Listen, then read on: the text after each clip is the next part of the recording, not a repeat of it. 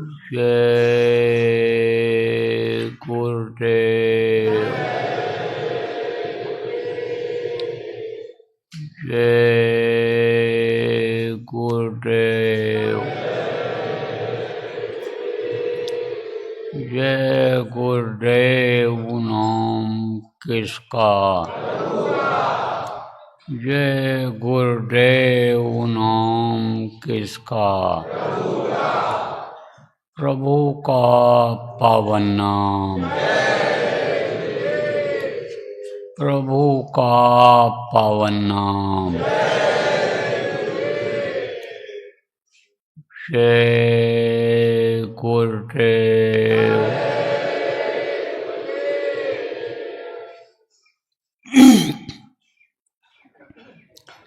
सर्वसमर्थ सर्वत्र स्मरणीय दाता दयाल दीन बंधु कृपा निधान परम पूज्य गुरु जी महाराज, उपस्थित सभी साधक सत्संगी बच्चे एवं बच्चियों, कल 12 फरवरी 2026 को यहीं उज्जैन आश्रम पर 10 दिन की जो अखंड साधना शिविर चली, 10 रात 10 दिन लगातार जो हजारों प्रेमी बैठे, उसका समापन हो गया। आज 13 तारीख हो गई। कल 14 और 15 को 2 दिन का शिवरात्रि का घोषित कार्यक्रम है, तो कल तो सुनाया जाएगा विस्तार में ही, लेकिन 2 ही दिन का समय रहेगा। सारी बात 2 दिन में बताई नहीं जा सकेगी। तो आप जिन लोगों ने साधना किया है और करना चाहते हो, लगन है आप में कि हम कुछ पा लें अंतर में, कुछ दौलत वहाँ के लिए भी इकट्ठा कर लें। सब तो हम यहीं के लिए कर रहे हैं, कुछ वहाँ के लिए भी कर लें। ऐसे लोगों के लिए हमने सोचा कि इनको पहले से कुछ बता दिया जाए, आगाह कर दिया जाए। तो प्रेमियों, जो लोग आप साधना किए हो और कुछ रस अंदर में मिला है, ये आपका चला न जाए। जो साधना बनी है आपकी, कुछ लोगों को केवल विश्वास ही हुआ है कि हम अगर लगेंगे करेंगे तो हमको वो अंदर की दौलत मिल जाएगी। वो जो अंदर में भंडार भरा हुआ है, जो कभी भी किसी के अंदर से खाली नहीं होता है, वो भंडार हमको मिल जाए। जो रुपया पैसा हीरा मोती सोना चांदी की तरफ हम दौड़ रहे हैं, वो हमारे लिए पाने में बहुत आसान हो जाए। ज़रूरत की चीज़ें हमको सब मिलने लग जाएं। अगर आप चाहते हो तो बराबर साधना करते रहना, क्योंकि परसों तो चली चला का बेला हो जाएगा। परसों सुबह सत्संग के बाद तो लोग जाने लगेंगे। चल आप लोग भी जाओगे तो घर पर बराबर करते रहना, कहीं भी रहना। आप प्रचारक हो, आप संगठन का काम देखते हो, आप लोग भी करना समय निकाल करके। वो समय आप निश्चित कर लो 24 घंटे में कि हमको इस समय पर साधना करनी है, तो लोगों को भी मालूम हो जाएगा कि इस समय पर कोई बात नहीं हो पाएगी, मिलेंगे नहीं, इस समय पर कोई काम यानी कोई कार्यक्रम नहीं हो पाएगा, इनका साधना का समय है। और अगर आप नहीं करोगे तो छूट जाएगा, लगातार नहीं करोगे तो छूट जाएगा। कुछ खान पान का असर हो जाएगा, कुछ स्वास्थ्य का असर हो जाएगा, कुछ स्थान का असर हो जाएगा, तो वो छूट जाएगा। और जहाँ छूटा तहाँ माया फुरना पैदा कर देगी। कौन सी माया? आपको बताया गया कि जड़ माया और चेतन माया, दो माया होती है। औरतों को चेतन माया बताया गया है और रुपया पैसा को जड़ माया बताया गया है। लेकिन इन बाहरी आँखों से ये दोनों चीज़ें दिखाई पड़ती हैं। अंदर में जो झीनी माया है वो इन आँखों से नहीं देखी जा सकती है। इससे आपका साथ छूट जाता है। किससे छूटता है? रुपया नहीं रहता, कभी साथ छूटा हुआ है। जेब में रुपया पड़ा हो, बाजार चले जाओ, मन मचल जाता है कोई चीज़ खाने पीने के लिए, चाहे वो नुकसान ही कर जाए, खा लेते हो। आप समझो कि औरतों का भी साथ छूट जाता है। अपनी ही औरत माया के रूप में हो तो उसका भी साथ कुछ समय के लिए छूटता है। नौकरी व्यापार के काम के लिए जाते हो, मजदूरी के लिए जाते हो तो उनका भी साथ छूटता है। लेकिन ये जो झीनी माया है ये 24 घंटा साथ रहती है। तो ये झीनी माया यह रंग बदलती है।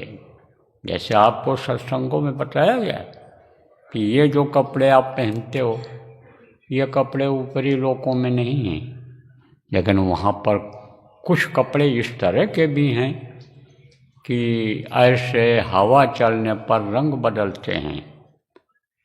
इंग्लिश में जिसको टेक्निकलर कहते हैं, कभी कोई रंग, कभी कोई रंग, कभी कोई रंग, उसी से सुंदरता बढ़ जाती है। वस्त्र पहना देते हैं, पहन लेते हैं, उससे शोभा बढ़ जाती है। आदमी औरत अगर नंगा रहे तो उसकी सुंदरता खत्म हो जाती है। ये देवियाँ हैं, ये अगर धोती पहन लें और सिर ढक लें देवी जैसी लगती हैं। लेकिन अगर आप पे समझो ये सीख जाएं जो बैठी हुई हैं कि जो चड्डी बनियान पहन करके काम करती बाजारों में चली जाती हैं, आप पे समझो उनको अगर आप देखो तो क्या लगेगी? जैसे पहले आप पे समझो कि जो इनके अंदर मनुष्य के गुण नहीं होते थे वो लगती थीं, ऐसे लगती हैं। तो आप पे समझो प्रेमियों कि ये जो झीनी माया है यह रंग बदलती रहती है।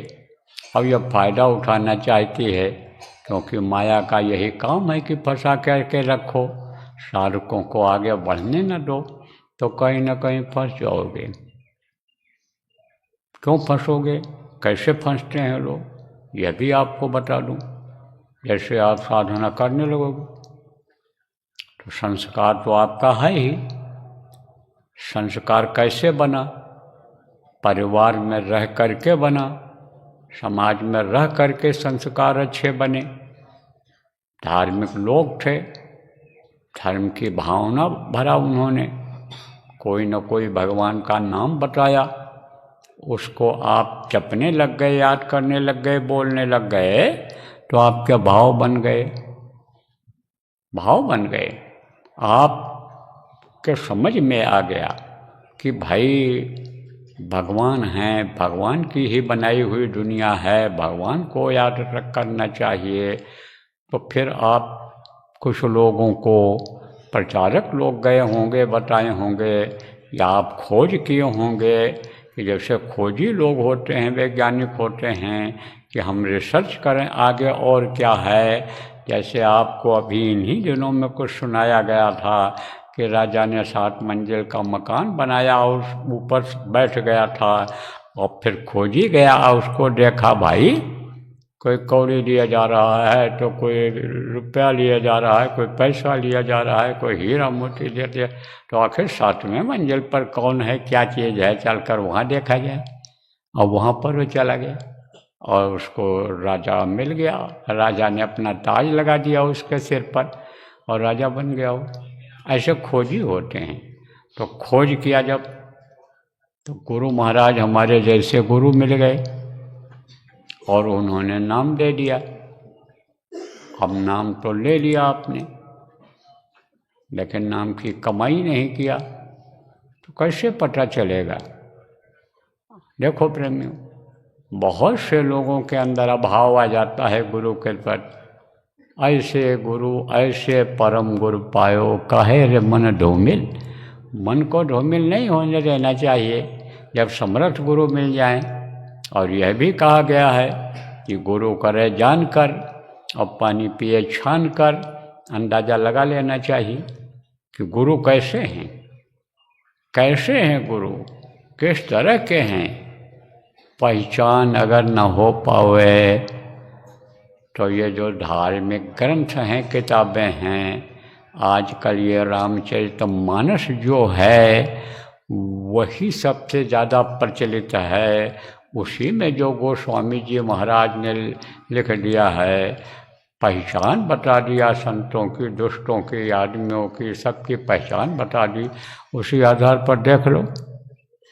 अरे यही चौपाई पढ़ लो, श्री गुरु पद नख मणिगण ज्योति और सुमिरत दिव्य दृष्टि ही होती। यही पढ़ लो, इसी का अर्थ समझ लो तो समझ में आ जाएगा।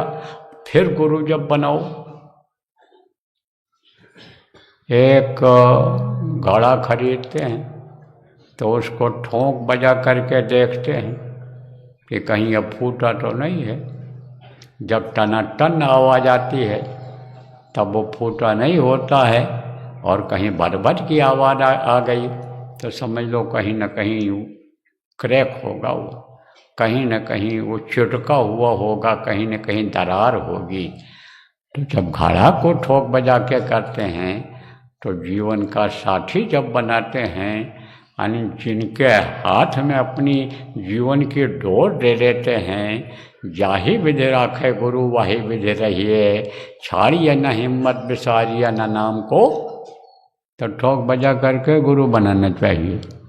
लेकिन संतों ने यह भी कहा है कि जब गुरु बना लो तब गुरु को सर्वस्व अर्पित कर दो।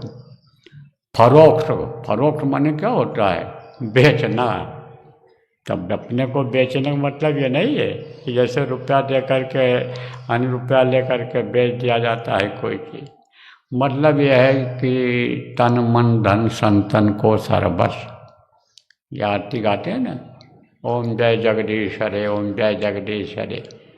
तो आप ये समझो कि उनको अपना मान लेना चाहिए, अपना सब कुछ अन्य समझो कि उनके सुपुर्द कर देना चाहिए। हालांकि गुरु लेते नहीं है कुछ। संत न भूखा तेरे धन का, उनके तो धन है नाम रतन का। पर तेरे धन से कुछ काम करावें, भूखे दुखे को खिलवावें। लेकिन आप ये समझो प्रेमियों कि समर्पित कर देना चाहिए। तो जिसको समर्पित करना है अपने तन मन धन को, जो भी है उसके पास, कि अब आप ही के बच्चे हैं, आप जो दोगे के खाएंगे खिलाएंगे, आप जैसा रखोगे इनको रखेंगे। हम भी आपके बच्चे हैं, हमारे आश्रित बच्चे हैं, सब बच्चे हैं। उनको जब आप ऐसा भाव रख करके गुरु आप बनाओगे तब आपको विश्वास होगा। और नहीं तो आप विश्वास के साथ साधना नहीं करोगे, गुरु के वचन को भूल जाओगे और विश्वास के साथ साधना नहीं करोगे तो एक बार विश्वास जमा और साधना किया, मन लगा और कुछ अंदर में दया हो गई और फिर उसके बाद बीच में बंद कर दिया, तब अभाव आने लगता है गुरु के प्रति। यही मन ये सोचने लग जाता है, यही माया अंदर की झीनी माया यह फुरना पैदा कर देती है कि अरे गुरु मदद नहीं कर रहे हैं, शुरू में गुरु की दया हुई मदद किया, अब गुरु मदद नहीं कर रहे हैं। तो कहते हैं कि कहावत है ना कि नाचन न जाने आंगन टेढ़ा, ये कहावत है। वहाँ कह रहे थे कि बताओ कि नाच कौन कौन लोग कर लेते हो, नाच लेते हो कौन लोग? तो उसने तो कह दिया हम नाच लेते हैं। अब ये हुक्म हो गया राजा का कि नाच करके सब लोग दिखावें। तो जब नाचने लगे वो लोग तो नाच करके दिखा दिया। अब ये तो कुछ जानता था नहीं, तो इसने कह दिया कि हम जानते हैं, बहुत बढ़िया नाच जानते हैं। अब जब नाचने लगा तो नाच न पावे तो कहे हम क्या नाचें इसमें, यह तो जगह ही टेढ़ी है, हमारे लिए तो बहुत बड़ी जगह होनी चाहिए, चौकोर होना चाहिए, ये थोड़ा टेढ़ा है। तो कहते हैं नाचन न जाने आंगन टेढ़ा। गलती तो अपनी रहती है और दोष गुरु को देते हैं। इसलिए प्रेमियों सब मिला करके ये बात समझो कि बराबर अभ्यास करते रहना है, अभ्यास नहीं छोड़ना है।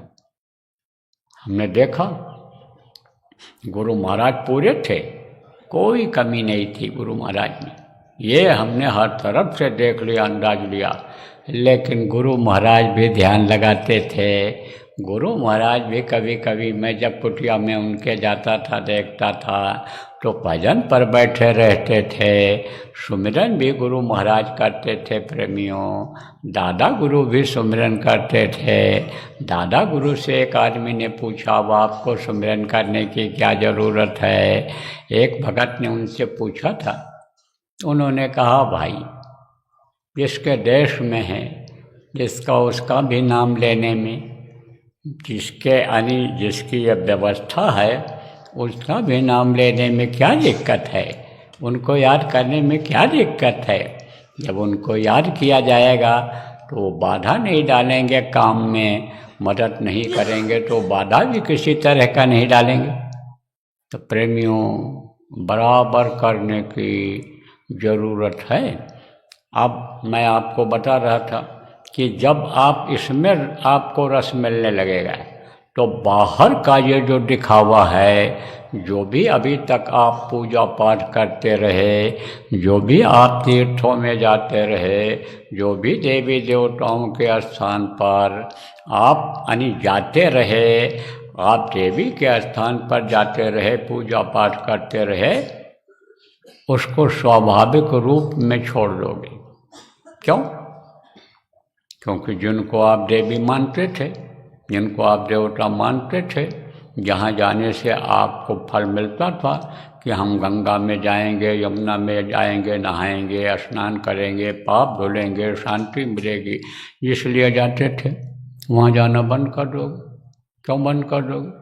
क्योंकि घट में गंगा, घट में यमुना, घट में सिरजनहारा है। जब इसी घट में गंगा यमुना नदी दिखाई पड़ेगी और उसमें गोते खाएगी ये जीवात्मा, तब वहाँ क्यों जाओगे आप?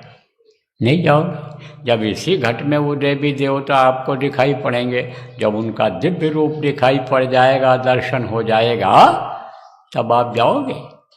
तब नहीं जाओगे। जब तब घर वाले आएंगे और कहेंगे तुमने सब कुल की मर्यादा को ख़त्म कर दिया, तुमने पूजा पाठ सब कुछ ख़त्म कर दिया, तुम तो देवता भवानी किसी को मानते ही नहीं हो। दबाव डालते हैं, दबाव डालते हैं। कहते हैं कि भाई फकीरी, फकीरी किसको कहते हैं? फकीर दो तरह के होते हैं। साधु जिनको कहा जाता है दो तरह के होते हैं। एक होते हैं कपड़ा दाढ़ी बाल कपड़ा बदल करके दाढ़ी बाल बढ़ा करके या सिर मुड़वा करके दाढ़ी बाल मुड़वा करके रंगीन कपड़ा पहन लेते हैं। एक वो साधु कहलाते हैं। उन पर ज़्यादा हमला होता है क्योंकि सम्मान ज़्यादा मिलता है उनको। दाढ़ी बाल जिसके बड़े हैं और कुछ भी साधु के लक्षण उसमें आ रहे हैं, थोड़ा बहुत भी पहनावा में अंतर हो गया, जैसे कोई धोती पहनता है तो उसका पहनना अलग रहता है, खाली ऐसे लपेट लेता है तो अहमद जैसा हो जाता है, तो उसका पहनावा अलग हो जाता है। थोड़ा बहुत भी अंतर हो जाए तो उसको लोग प्रणाम ही करते हैं, उसका लोग पैर ही छूते हैं। यह भारत देश धार्मिक देश है। यहाँ पर समझो कि धर्म कूट कूट करके भरा है। लोगों के रग रग में यहाँ पर धर्म भरा हुआ है। इसीलिए तो एक से एक जालिम आए, दूसरे मजहब के लोग आए, मानने वाले आए, चाहे वो अंग्रेज आए हों, चाहे इस्लाम धर्म के मानने वाले आए हों, लेकिन बदल पाए लोगों को? नहीं बदल पाए। कूट कूट करके भरा हुआ। अब भी देखो ऐसी चीज़ें बाज़ारों में भेज रहे हैं लोग कि जिसमें मांस पड़ा हुआ है, जिसमें जानवरों की चर्बी पड़ी हुई है, जिसमें तेल चर्बी से निकला हुआ पड़ा हुआ है। धर्म को नष्ट करना चाहते हैं, लेकिन यह धर्म नष्ट नहीं हो सकता है। धर्म की बेल और बढ़ रही है। ये जो आप साधना करते हो, और जितने लोग आपने साधना किया अभी तक, लाखों की संख्या हो गई जब से साधना शिविर चली। अगर आप सब लोग ये संकल्प बना लो कि हम धर्म को भारत देश से नहीं हटने देंगे, हम इसको समाज में ही रखेंगे, हम इसको जंगलों में भग करके नहीं जाने देंगे, फिर हम किसी को ऐसा मौका तारीख शक्ति या शक्तियों को नहीं देंगे कि वो जाकर के जंगलों में धर्म को जगावे, बहुत समय तक धर्म यहाँ बरकरार रहे। अगर आपने संकल्प बना लिया प्रेमियों, तो धर्म को कोई ख़त्म नहीं कर सकता है भारत देश से। तो भारत देश एक धार्मिक देश है। तब आपके ऊपर दबाव बनने लग जाएगा कि तुमने तो कुल मर्यादा सब छोड़ दिया और पुराना रीति रिवाज तुमने अपनाया नहीं, तो दबाव बन जाता है। और दबाव में फिर वही काम ये बच्चियाँ करने लग जाती हैं, देवियाँ करने लग जाती हैं, आप करने लग जाते हो दबाव में कि कहते हैं चलो चले ही चलो वहाँ जो है पूजा पाठ में बैठ जाओ। अब वो जो संकल्पित होता है, जो देवताओं को वो बुलाते हैं, वो देवता तो आ नहीं पाते हैं। चाहे कथा हो, चाहे भागवत हो, चाहे कोई अनुष्ठान हो, क्योंकि वेद मंत्र मालूम नहीं है और उनको ठीक से बुला नहीं पाते। वेद तो कभी पढ़ा नहीं उन्होंने, और पढ़ते भी हैं श्लोक अगर, तो उसका उच्चारण गलत हो जाता है, क्योंकि संस्कृत जो है बहुत कम लोग जानते हैं। और वो लोग, कुछ लोग ऐसे होते हैं कि जो खाली सुन लेते हैं, सीख लेते हैं विधि कि इस तरह से कथा कहा जाता है, इस तरह से गौरी गणेश का पूजा किया जाता है, इस तरह से इनको फूल पत्ती नैवेद्य चढ़ाया जाता है, सीख करके करते हैं। तब देवता आ नहीं पाते हैं। तो देवता जब नहीं आते हैं तो जो भी प्रसाद चढ़ता है वो कौन खाते हैं? जो देवता को चढ़ाया जाता है कि 17 अन्य तत्वों के शरीर में, लिंग शरीर में जो रहते हैं, उनका भोजन जो कराया जाता है, वही 17 तत्वों के जो प्रेत आत्माओं का शरीर होता है, वे आत्माएं खा लेती, तो झूठा हो जाता है। तो अब आप ये समझो कि झूठा अगर किसी का खाओगे तो उसका असर आएगा। इसलिए जब तो झूठा परमार्थियों को खाना चाहिए किसी का, या ना झूठा देना चाहिए। तो आप ये समझो कि जब झूठा खाओगे उनका, तो फट से बुद्धि बदल जाएगी और फिर वो उसी तरफ खींच ले जाएंगे और फिर वहीं आना जाना शुरू हो जाएगा। फिर वही गुड़िया गुड्डा का खेल खेलने लग जाओगे बच्चियों और बच्चियों। इसलिए होशियार रहने की ज़रूरत है कि जब असली पति के मिलने का रास्ता मिल गया, रास्ते पर चलने लग गए और विश्वास हो गया कि हम इस रास्ते पर चलेंगे और मंजिल तक पहुंच जाएंगे, तब डिगमगाने की ज़रूरत नहीं है। विश्वास कैसे होता है यह भी आपको बता दें। जैसे आपको यहाँ से रेलवे स्टेशन उज्जैन जाना है, अब आपने रास्ता पूछा अब मैंने आपको बताया कि देखो ये आश्रम का गेट है, आश्रम के गेट से आप सीधे जाओगे, बाएं हाथ की तरफ मुड़ जाना, जय गुरुदेव बाबा जय गुरुदेव चौराहा मिलेगा, उससे आप दाहिनी तरफ मुड़ जाना और फिर ये पुलिया मिलेगी, ये बाजार मिलेगा, ये आश्रम मिलेगा, ये बोर्ड लगा हुआ मिलेगा, ये आपको आगे चलोगे तो ट्रांसफार्मर लगा हुआ मिलेगा, सब्जी मंडी मिलेगी, ये पुल बना रहेगा, बहुत सारी बातें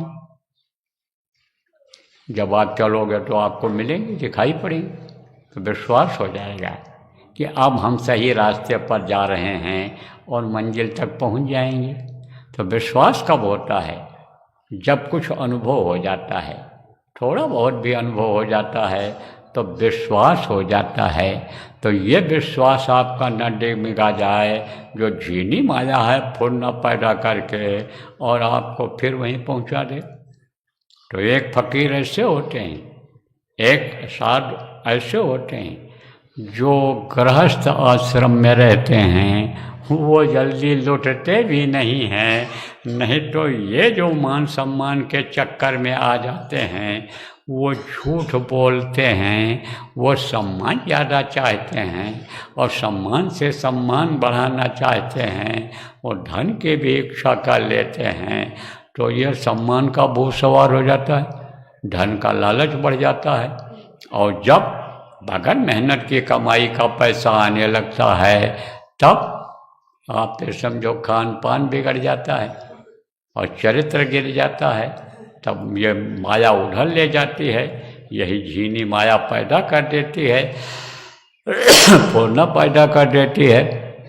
और एक भी आदत अगर हुई वैसी तो ये जो समाज के लोग हैं पता लगाते रहते हैं कि भाई पैसे वाले लोग कौन हैं और किसके अंदर ये हल्की फुल्की आदत है, उससे दोस्ती कर लेते हैं।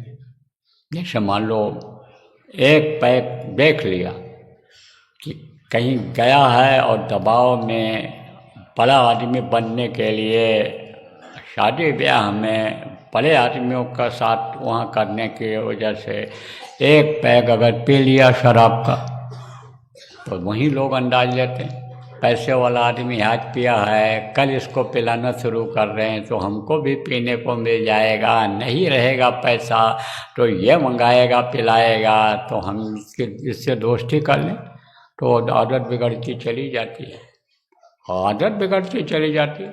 जैसे आदमी एक झूठ बोला तो उस झूठ को छिपाने के लिए फिर सैकड़ों झूठ बोलता है, आखिर में झूठ खुल जाता है। इसीलिए कहता हूँ कि झूठ बराबर पाप, सच बराबर तप नहीं कि झूठ बराबर पाप। झूठ नहीं बोलना चाहिए। तो प्रेमियों, गृहस्थों को जो होता है, गृहस्थ के ऊपर हमला नहीं होता है। हमला कब होता है? जब यह शो हो जाता है। शो का मतलब यह लोगों को मालूम हो जाता है कि यह साधना करता है, यह औरत साधना करती है, यह आदमी साधना करता है और साधना में इसको कुछ मिलता है, इसका रूप रंग चेहरा बदलने लग गया, इसका उठना बैठना खान पान बदलने लग गया, तब उनको अंदाज़ा लग जाता है।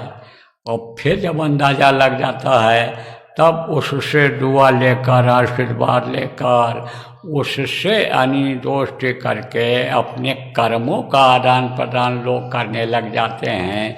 और जब उनका साथ हो जाता है ऐसे कर्मियों का, तब वो अपनी साधना में से देना पड़ता है, तो उसमें लुट जाता है।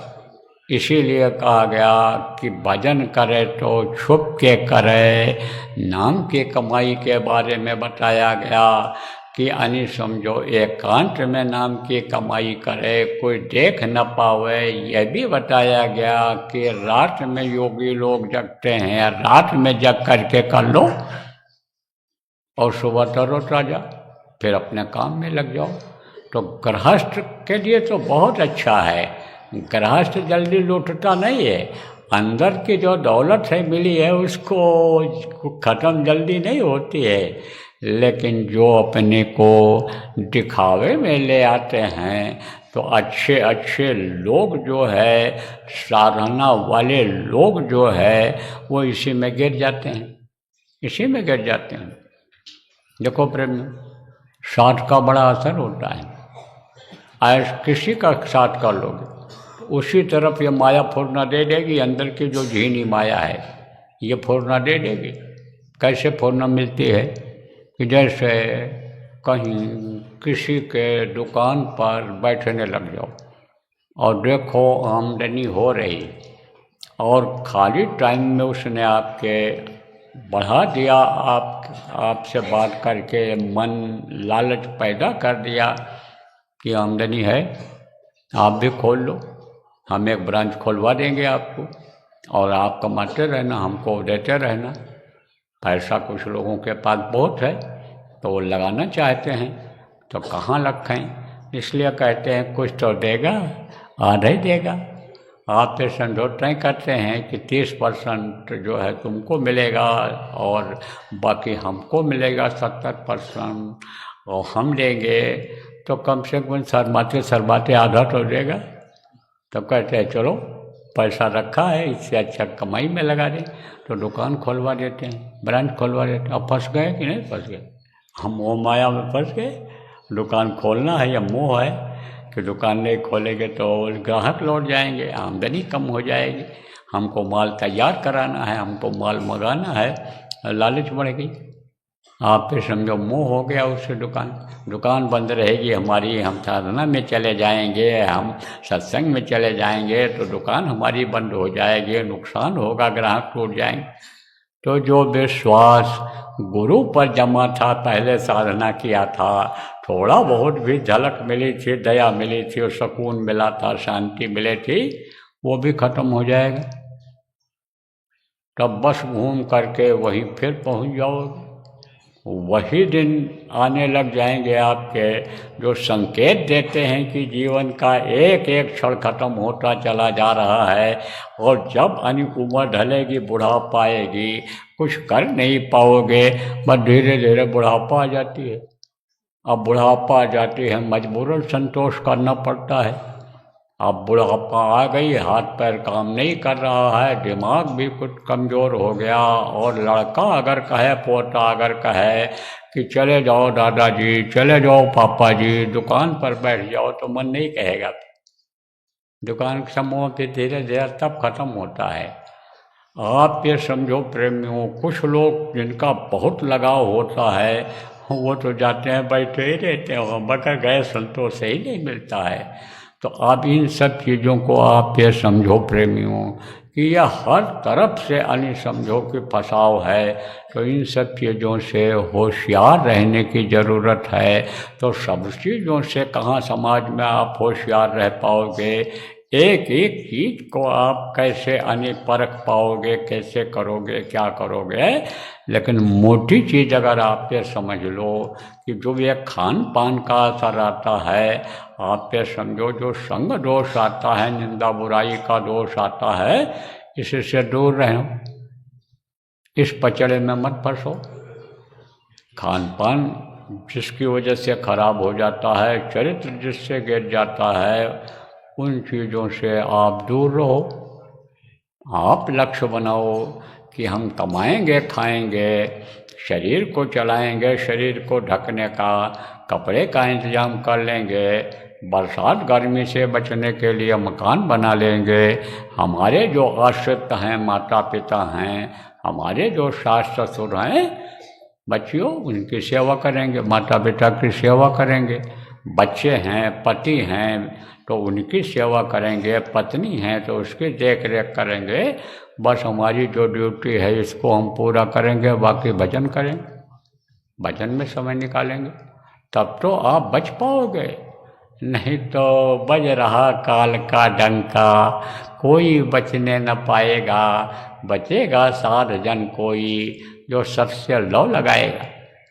देखो समाज की व्यवस्था बिगड़ती चली जा रही है, कैसे बच पाओगे? इन्हीं के बीच में रहना है, काजल की कोठरी में घुस जाओ तो कहीं न कहीं काजल तो लगेगा लगेगा, लेकिन जब यह सोच लोगे कि कांटों के बीच में जैसे गुलाब खिल जाता है ऐसे हम जब रहेंगे, रहते हुए भी उसमें अलग रहेंगे, तब बचत हो सकती है। इसलिए एक ही साधे सब सद है। अगर ये साध लोगे आप, साधना में बैठने लग जाओगे बराबर, आदत नहीं छोड़ोगे अगर आप साधना करने की, तो समय समय पर गुरु की दया होती रहेगी। समय समय पर जब गुरु को आप याद करोगे समस्या आएगी तो वो सुलझेगी, और समस्या आएगी भी नहीं अगर गुरु को हमेशा याद करते रहोगे, गुरु को मस्तक पर सवार रखोगे, तो गुरु के रूप में जो प्रभु दया करते हैं वो प्रभु आपके साथ रहेंगे, तो उसी तरह से अकल और बुद्धि देंगे। इसलिए प्रेमियों, ये जो जरूरी कुछ बातें मेरी समझ में आई ये आपको बता दिया है। अब फिर मौका मिलेगा आपको, शाम को भी हो सकता है, नहीं भी हो सकता, लेकिन कल तो सुनाना ही सुनाना रहेगा, परसों सुबह भी सुनाना रहेगा, तो उसमें सुना दिया जाएगा, आपको बता दिया जाएगा। क्योंकि समय आपका ज़्यादा हो रहा है, तो आपको भी व्यवस्था भी देखनी है, आप लोगों को अभी गोष्ठियाँ मीटिंग भी करनी है। क्यों?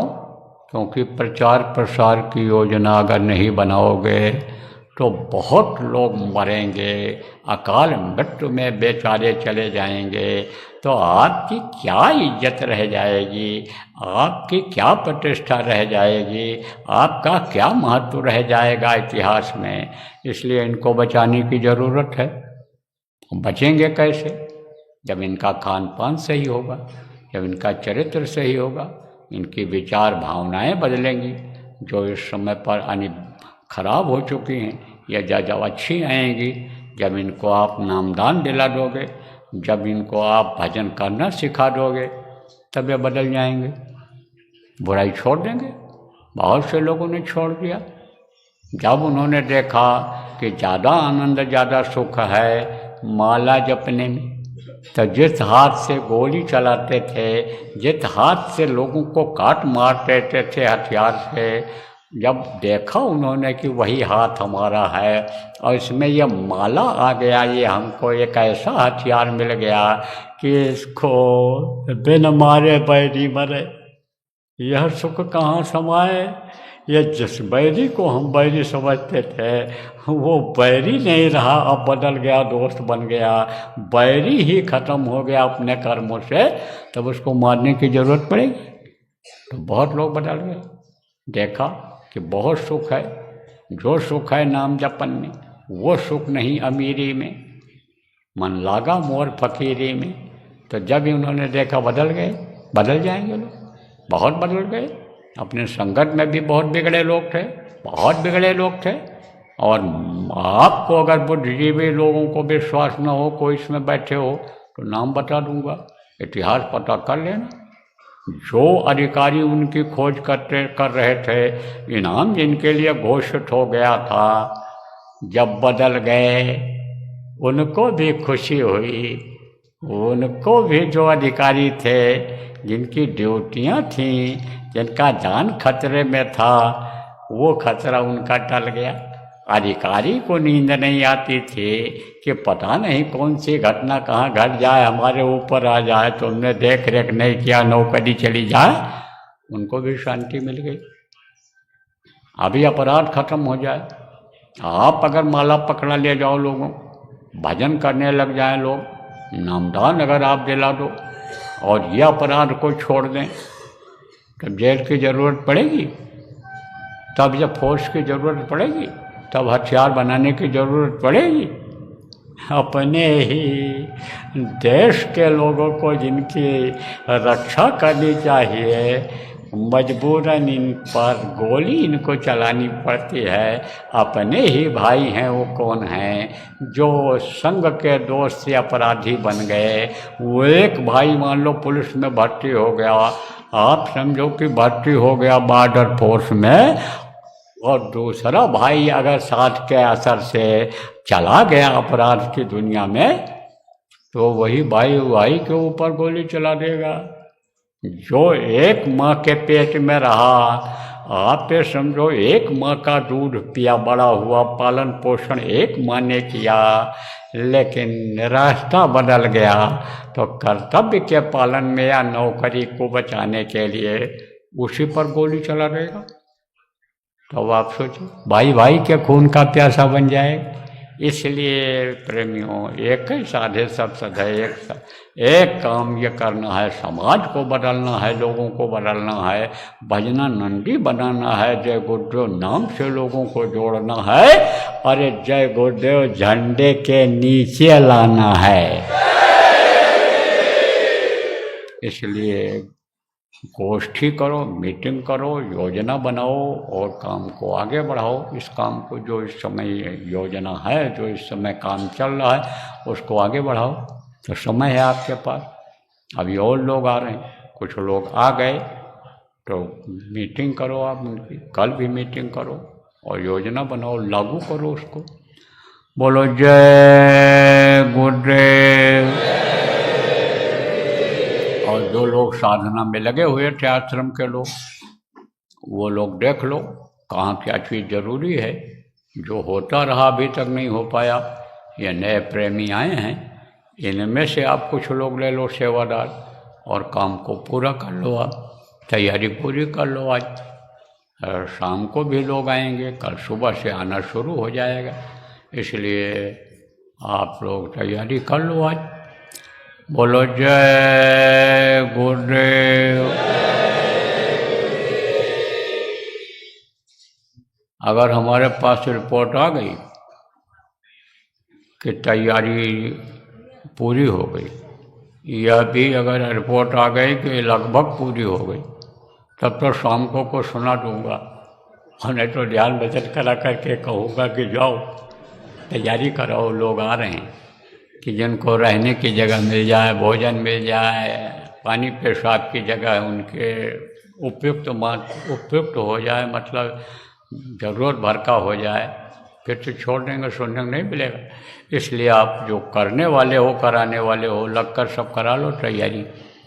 बोलो जय गुरुदेव।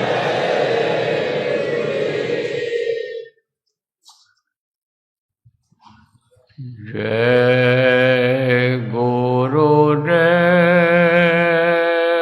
जय गुरुदेव, जय गुरुदेव, जय जय गुरुदेव।